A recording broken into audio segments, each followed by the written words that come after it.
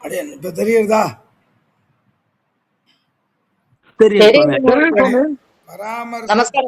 பராமர்சஜன்யம் ஞானம் அனுமதி.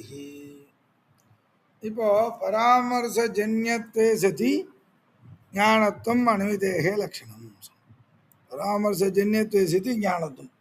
இது பாருங்க, பராமர்சஜன்யம் பராமர்சத்திலேருந்து வர்றது என்ன? பர்வதா வன்னிமான் அப்படின்னு தான் ஞான அனுமதிக்கு அனுமதி ஆக்காரம். இது பாருங்க, பர்வதா வன்னிமான் வருதா? இதுதான் பராமர்சஜன்யம் ஞானம் அனுமதினா. இப்போ பராமர்சஜன்யத்துவ சதி ஞானத்துவம் தான்.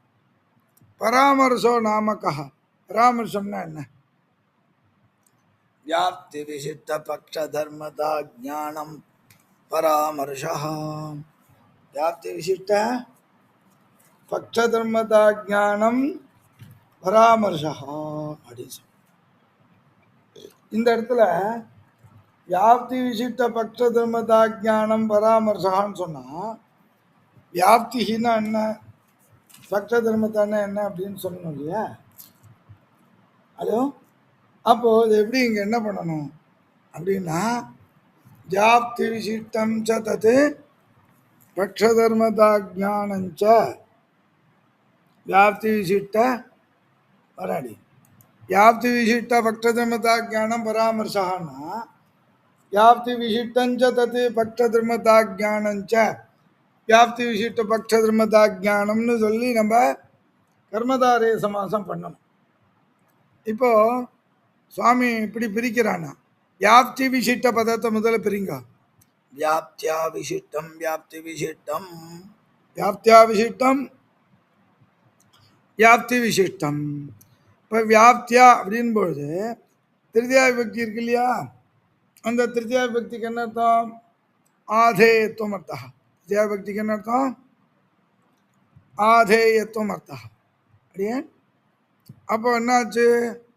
வியாப்தி நிஷ்ட ஆதேயதான். சரி, இந்த விசிஷ்ட பதத்துக்கு என்ன அர்த்தம்? பிரகாரதா நிரூபகத்துவம் அர்த்தம். விசிஷ்ட பதத்துக்கு என்ன அர்த்தம்? பிரகாரதா நிரூபகத்துவம் அர்த்தம். அப்போ வியாப்தி நிஷ்ட பிரகாரதா நிரூபகம்னு அர்த்தம் கிடைக்குது. வியாப்தி நிஷ்ட பிரகாரதா நிரூபகம்னு அர்த்தம் கிடைக்குது. ஆமாவா? இது பக்ஷ தர்மதா ஞானத்தை பிரிங்க. பக்ஷ தர்மதாயாக ஞானம், பக்ஷ தர்மதா ஞானம். பக்ஷ தர்மதாயாகனா அந்த தர்மதா அப்படிங்கிற பதத்துக்கு என்ன அர்த்தம் சொன்னோம்? சம்பந்தான்னு அர்த்தம் சொன்னோம். அப்போ பக்ஷ சம்பந்த விஷயகம் ஞானம் அர்த்தம் கிடையாது. பக்ஷ சம்பந்த விஷயகம் ஞானம். அப்போ இந்த இடத்துல எப்படி சுவாமி சாப்த போதம் அப்படின்னு பக்ஷ பராமர்சத்துக்கு எப்படி சுவாமி சாப்த போதம் சொல்லணும்னா, வியாப்தி நிட்ட பிரகாரதா நிரூபக பக்ஷ சம்பந்த விஷயகம் ஞானம் பராமர்சா. புரியுறதா? வியாப்தி நிட்ட பிரகாரதா நிரூபக பக்ஷ சம்பந்த விஷயகம் ஞானம் பராமர்சா. இப்படி பிரிஞ்சு லட்சணமாக சொல்லணும்னா எப்படி சொல்லணும்? வியாப்தி நிட்ட பிரகாரதா நிரூபகத்வே சதி பக்ஷ சம்பந்த விஷயக ஞானத்வம். எதுக்கு லட்சணம்? பராமர்ச லட்சணம். அடியான் சரியா? வியாப்தி நிட்ட பிரகாரதா நிரூபகத்வே சதி பக்ஷ சம்பந்த விஷயக ஞானம் பராமர்சா. இப்போ என்ன அப்படின்னா, இங்கே தான் வந்து ஒரு விசாரம் பண்ணுறா. அது இங்கே சொல்கிறதா வேண்டாமான்னு தெரியல. இப்போ அப்படியே நான் வந்து ஓரளவு சொல்கிறேன், திரும்பி இன்னொரு கிரமத்தில் சொல்கிறேன். இப்போது வியாப்தி நிட்ட பிரகாரதா நிரூபக பக்ஷ சம்பந்த விஷயக ஞானம்னு பராமர்சான்னு சொன்னால், தூமஹா வன்னிவியாப்பியகான்னு ஒரு ஞானம் வருது. தூமஹா வன்னிவியாப்பியா அப்படின்னு ஒரு ஞானம் வருது. ஆலோகவான் பர்வதான்னு ஒரு ஞானம் வருது. என்ன வருது? தூமஹா வன்னிவியாப்பியான்னு ஒரு ஞானம் வருது. ஆலோகவான். இது ரெண்டும் சேர்ந்து வர ஞானத்துக்கு என்னன்னு பேருன்னா சமூகாலம்பன ஞானம்னு பேர். என்ன பேர்? ரெண்டும் சேர்ந்து வந்தால் அதுமாரி வந்தால் சமூகாலம்பன ஞானம்னு பேர். அப்போ இந்த சமூகாலம்பன ஞானத்தில் அதிவியாப்தி வந்துடும். அதனால் லட்சணத்தை மாற்றி சொல்கிறா அவா. அதனால் பராமர்ச ஜன்யத்வே சதி ஞானத்துவம் அனுமதேகே லட்சணம் அப்படின்றது புரிஞ்சுதாடியன். யாருக்கா புரியலன்னா சொல்லுங்க. வியாப்தியா வியாப்தியா விசிஷ்டம் வியாப்தி விசிஷ்டம்.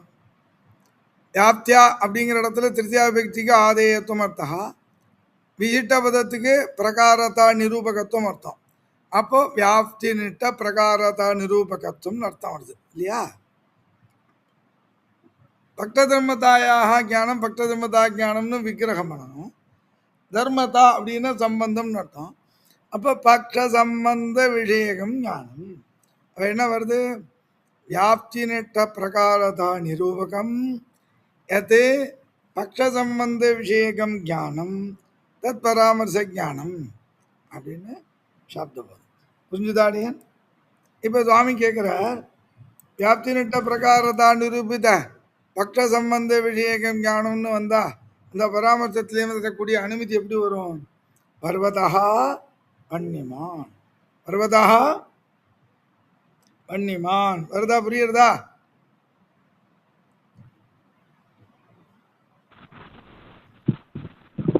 சுவாமி இப்போ இந்த ஸ்டெப்பு நான் சொல்கிறேன் அடியன்.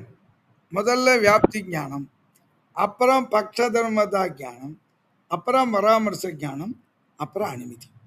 சொல்லுங்க. முதல்ல என்ன? வியாப்தி ஞானம், அப்புறம் பக்ஷ தர்மதா ஞானம், அனந்தரம் பராமர்ச ஞானம், அனுமதி. நாலும் இதான் 4 முதல். இப்போ சுவாமி கேட்டார், அனுமானம்னா என்ன? கிண்ணாம அனுமானம். அனுமானம்னா என்ன? அனுமதிகரணம் அனுமானம் நம்ம பார்த்தோம். அனுமதிகரணம் அனுமானம்னு பார்த்தோம். அந்த அனுமானம் எத்தனை வகைப்படும்? அனுமானம் துவிதம். அனுமானம் துவிதம் என்னென்ன சுவாமி? சுவார்த்தானுமானம், பரார்த்தானுமானம். அப்படி ஏற்கனவே ஒரு தடவை சொல்லியிருக்கேன், திரும்பி சொல்கிறேன். சுவார்த்தானுமானம்னா என்ன? ஸ்வார்த்தம் ஸ்வஸ்ய அர்த்தா ஸ்வார்த்தா, ஸ்வஸ்ய அர்த்தா ஸ்வார்த்தா. தானே பார்த்து தெரிஞ்சுக்கிறது, தானே பார்த்து தெரிஞ்சுக்கிறது, அது சுவார்த்தானுமானம். பரார்த்தானுமானம்னா என்ன? பரஸ்ய அர்த்தா பரார்த்தா. பரார்த்தம்னா என்ன அப்படின்னா இன்னொருத்தருக்கோசம், தான் தெரிஞ்சுன்னு இன்னொருத்தருக்கு சொல்கிறது.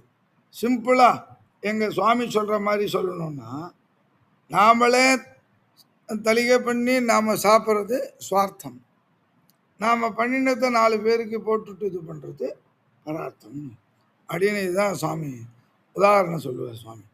ஸ்வஸ்யார்த்தா சுவார்த்தா. இப்போது அடியன் இங்கே நீங்கள் கேள்வி கேட்பேன். நாளைக்கு இல்லை கிளாஸ் ஆடுதுனால நாளைக்கு வச்சுக்கிறேன். திரும்பி அடியேன் நான் நாளைக்கு திரும்பி வச்சுக்கிறேன், இதே மாதிரி டயத்தில் வச்சுக்கிறேன். இப்போ என்ன கேட்குறேன்னா, நியாய அப்பிரயோஜ்யம் அனுமானம் சார்த்தானம், நியாய அப்பிரயோஜ்யம் அனுமானம் சார்த்தானுமானம், நியாய பிரயோஜ்யம் அனுமானம் பரார்த்த அனுமானம்னு கேட்போம். இப்போ இந்த இடத்துல கேள்வி கேட்பாங்க. யார்? இந்த பத்மாவதி மேடம் கேள்வி கேட்பாங்க. என்ன கேட்பாங்க? நியாய அப்பிரயோஜ்யம்னா என்ன, நியாய பிரயோஜ்யம்னு என்னன்னு கேட்பாங்க இல்லையா? அவளும் கேட்பாங்க, அப்புறம் அந்த நூத்தரம் கேட்பாங்க, கீதா மேடம் கேட்பாங்க. நியாய அப்பிரயோஜ்யம் அனுமானம்னா என்ன? வாகாடியன், நியாய அப்பிரயோஜ்யம் அனுமானம்னா இந்த தர்க்க சங்கரக பங்கி இருக்கு இல்லையா?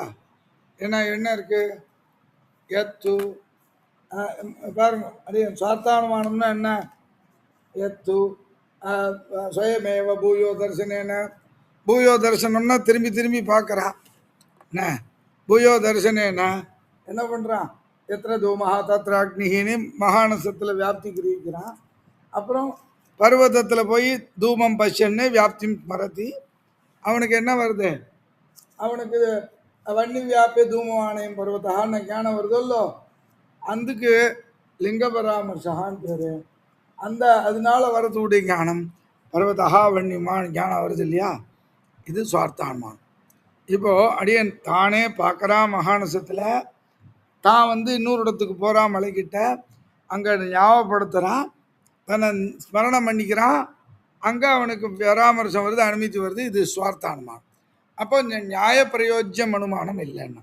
இப்போ இந்த இடத்துல கேள்விக்கு அடியன் பதிலே சொல்ல, நியாயகானா என்னன்னே சொல்லலையோ இல்லையோ, பரார்த்தானுமானத்தில் அதுக்கு பிரயோஜனம். பரார்த்தானுமானம்னு என்ன? நியாய பிரயோஜ்யம் அனுமானம். நியாய பிரயோஜ்யம்னா அனுமானம். நியாய இப்போ பாருங்க, எத்து பரார்த்தானுமானம் என்ன? பரஸ்ய இன்னொருத்தருக்கோசம் பரம்பிரதி போதயித்தும். இன்னொருத்தர் இப்போ பாருங்க, ஒரு வாத்தியார் சொல்லித்தரா 2 பேருக்கு பரார்த்தானுமானம்னா என்ன? பரம்பிரதி போதயித்தும் பஞ்சாவயவ வாக்கியம் பிரயுஜ்யதே. 5 அவயவ வாக்கிய பிரயோகம் பண்ணுறான். இப்போ நியாயகானா என்ன? உண்மையுடன் சொல்லுங்க சுவாமி.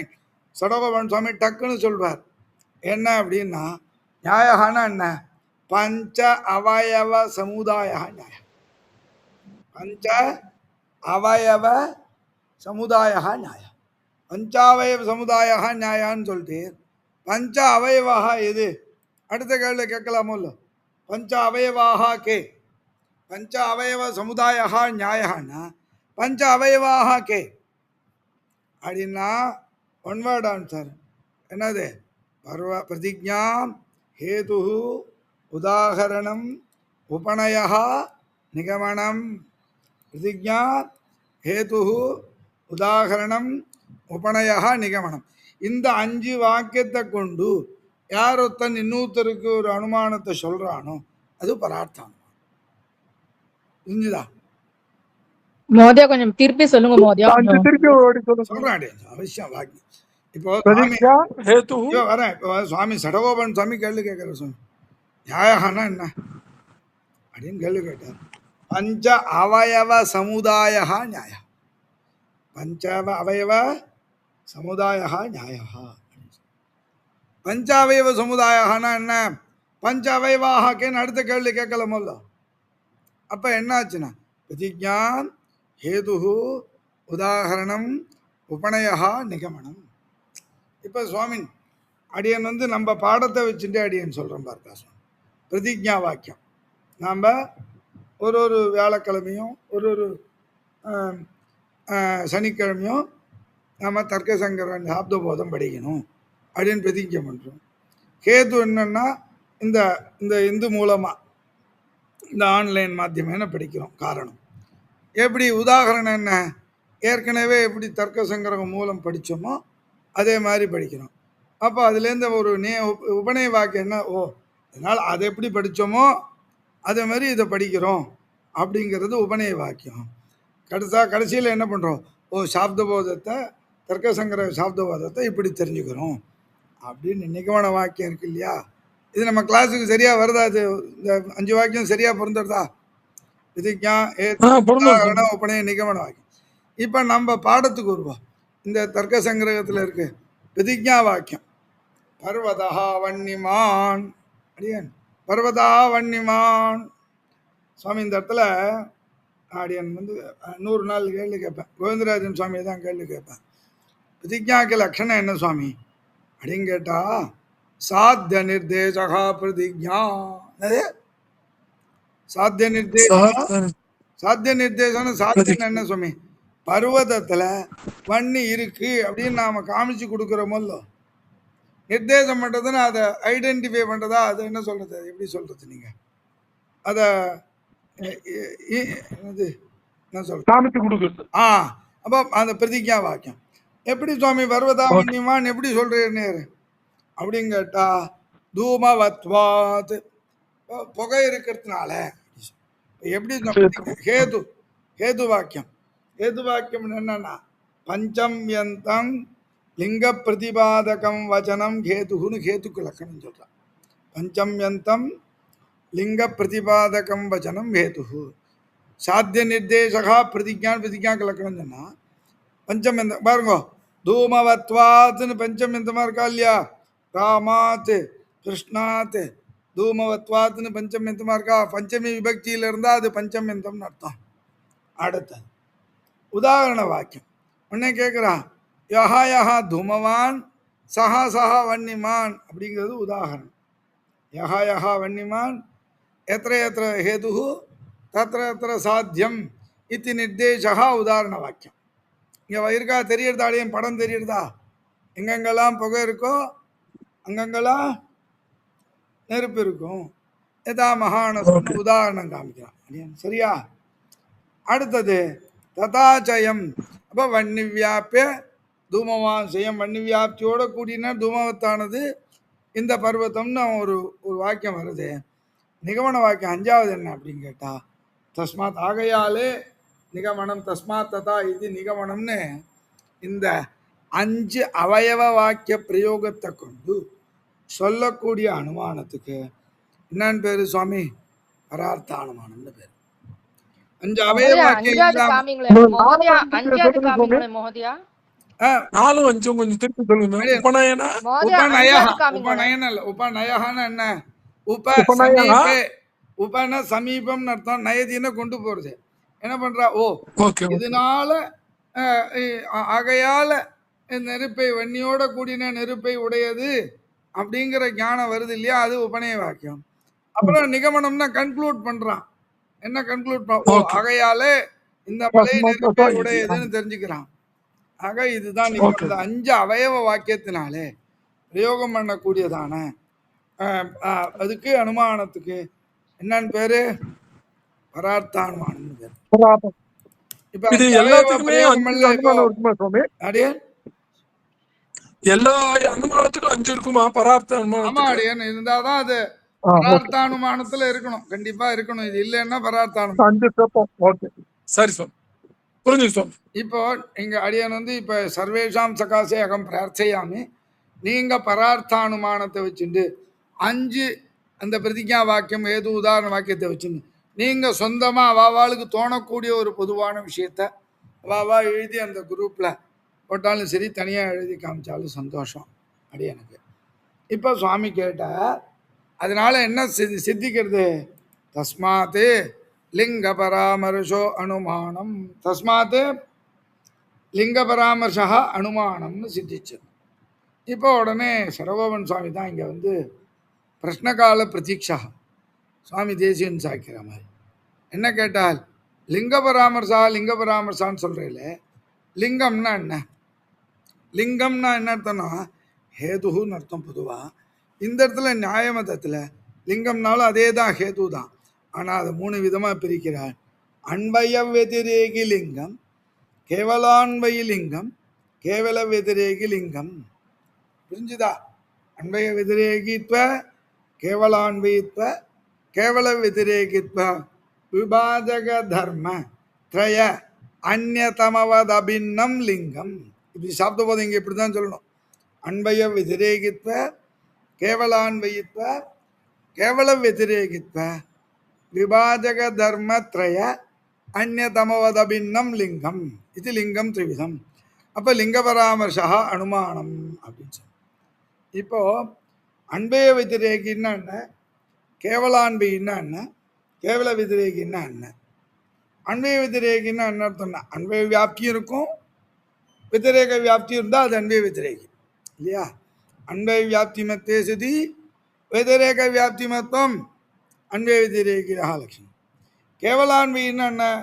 அன்பய மாத்திர வியாப்திக்கும் அன்பய வியாப்தி மத்வே சதி வெதிரேக வியாப்தி சூன்யத்துவம். சம்ஸ்கிருதத்திலே சொல்கிறேன்னு நினைக்க வேண்டாம், இதை அப்படி தான் சொல்லணுங்கிறதுனால அடியன் திரும்பி சொல்கிறேன்.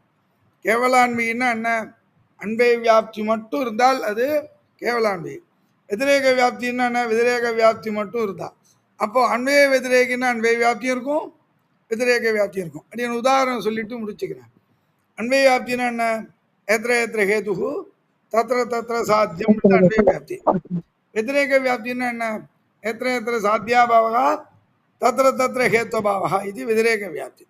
கேவலான்மைன்னு அன்பை வியாப்தி இருக்கும், வெதிரேக வியாப்தி இருக்காது. கேவல வெதிரேகின்னா என்ன? அன்பை வியாப்தி இருக்காது, வெதிரேக வியாப்தி மட்டும் இருக்கும்.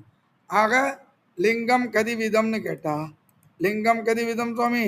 லிங்கம் திரிவிதம். லிங்கம் திரிவிதம். லிங்கம் கதிவிதம் திரிவிதம். அன்பய வெதிரேகி, கேவலான்மை, கேவல வெதிரேகி சேதி. இப்போ சாப்தபோதம் சொல்லணும்னா என்ன பண்ணும்? அன்வய வெதிரேகித்வ, அன்வய வெதிரேகித்வ, கேவலான்வய வெதிரேகித்வ, அந்நிய தமோதபின்னம் லிங்கம்னு சொல்லணும்.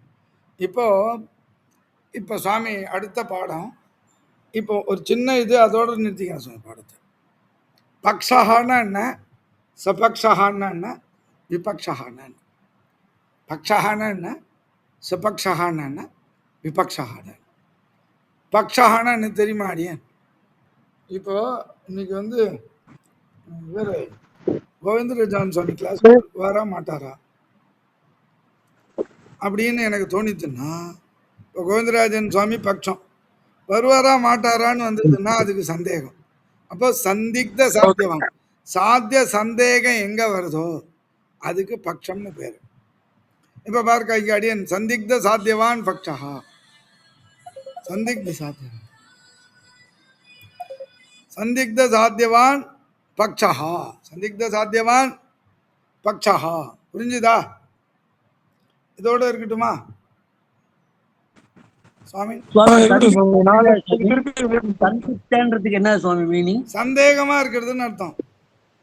அடியன் அடியன் இன்னைக்கு இதோட இருக்கட்டும். நாளைக்கும் இதே மாதிரி 5 மணிக்கு எடுத்துக்கிறேன். நாளைக்கு முடியாது, எனக்கு கொஞ்சம் வேலை. நாளைக்கு 5 மணிக்கு கிளாஸ். ஓகே சுவாமி. தாசன் ಧನ್ಯವಾದ ಮಹೋದಯ. தாசன் கிருப சுவாமி. ராதே ராதே. தாசன்.